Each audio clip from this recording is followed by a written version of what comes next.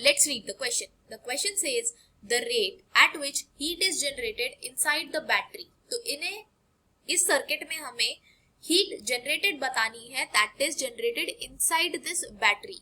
तो जो heat generate होगी तो वो होगी इस इंटरनल रेजिस्टेंस की वजह से. तो इस इंटरनल रेजिस्टेंस की वजह से ही बैटरी में हीट जनरेट होगी.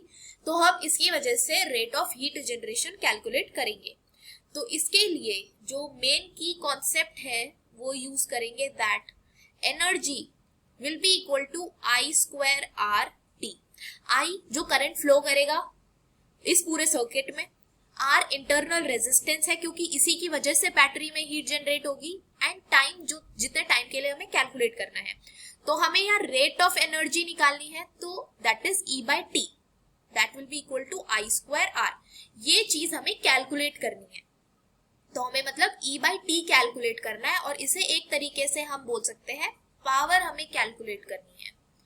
तो अगर हमें ये चीज कैलकुलेट करनी है तो सबसे पहले हमें नेट यहाँ पर पे नेट करंट, जो टोटल करंट सर्किट में फ्लो करेगा वो हमें कैलकुलेट करना होगा. तो वो हम कैलकुलेट करेंगे V is equal to I R से. ये है ओम्स लॉ. ओम्स लॉ से हम इसे कैलकुलेट करेंगे.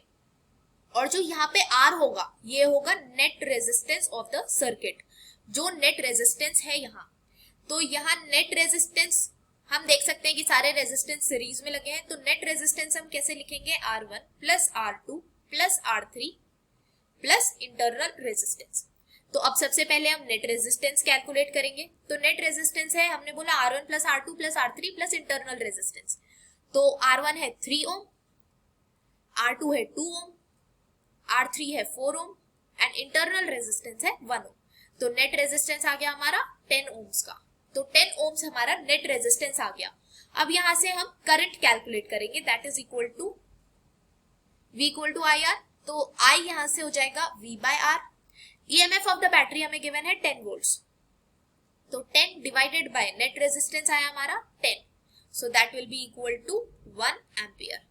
तो हमारा जो करंट आया यहां से वो आया 1 एम्पियर का. अब यहां हमें नेक्स्ट चीज क्या कैलकुलेट करनी है, रेट ऑफ हीट जनरेशन.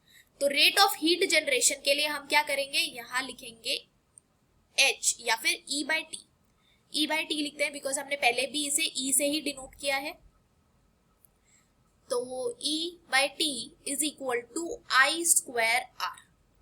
तो ये चीज हमें कैलकुलेट करनी है. I जो करंट है वो आया हमारा 1 एम्पियर का, तो होल स्क्वायर ऑफ इट. और इंटरनल रेजिस्टेंस कितना था, क्योंकि इंटरनल रेजिस्टेंस की वजह से ही बैटरी में हीट जनरेट होगी, तो वो था 1 ओम. तो ये कितना आ जाएगा 1 वॉट. तो हमारी बैटरी कितनी हीट जनरेट कर रही है, 1 वॉट की. कितना रेट ऑफ हीट जनरेट कर रही है, 1 वॉट का रेट ऑफ हीट जनरेशन हो रहा है. I hope you understood this well. Thank you so much. All the best.